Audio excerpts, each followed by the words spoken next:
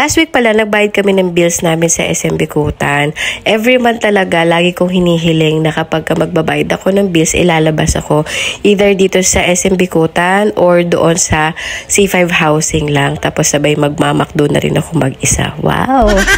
Sa totoo lang, parang ito na rin yung aming date na family, kapag magbabayad kami ng bills. Ito kasi yung time na nakakalabas kami, pupunta kami ng market o kaya dito sa SM Bicutan. Tapos ito na rin kami lunch or magdi-dinner. Syempre, lalabas ka na nga lang din paminsan-minsan or once a month. Dito ka na sa marami kang makikita. Syempre, kabisado na rin ang asawa ko yan. Pag sinabi ko magbabayad ng bills, alam niya na lalabas kami. Or, yun nga, dito lang malapitan na bayad center. At saka piling-pili lang naman din yung mga lugar na pupuntahan ko dito sa market o kaya sa SM Bicutan. Kung hindi Parisian, Watson, dito naman ako sa Glad King. At saka isa sa gusto kong puntahan dito sa SM Bicutan yung Mr. Kimbap. Kasi gusto ko talaga yung kumakain dyan minsan. Paminsan-minsan lang. O kaya yung SNR. So, last week nga pala, nabanggit ko rin sa inyo na bumili nga ako nitong multifunction trolley cart wagon. Ang size po pala nito ay XL.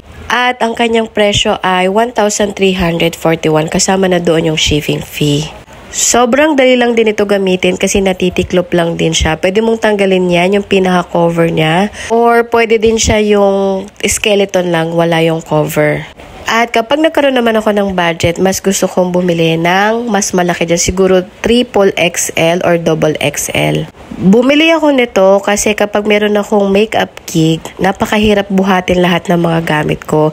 Usually kapag umakit ako ng elevator, ako na lang mag-isa. At ganun din pagbababa na. Kapag pauwi na, bihira lang ako ni Eric maihatid mismo doon sa room number ng aking kliyente. Tamang-tama lang din yung pagdating nitong aking multifunction trolley na dumating kasi noong Friday nagkaroon naman ako ng makeup gig. Noong ginamit ko nga ito noong Friday, grabe, napakalaking ginhawa. Hindi lang sa akin, ganoon na rin kay Eric kasi hindi na nga kami nagbubuhat. Siya pala yung aking client, yung bride na minake-upan ko last Friday. Sobrang cute niya, napakabait din ng kanyang family at magaling din siyang kumanta. Siya po ay referral sa akin dati ng aking young women or ng aking seminary student. So, yan lamang po for today's video. Ingat po kayo palagi. Babu!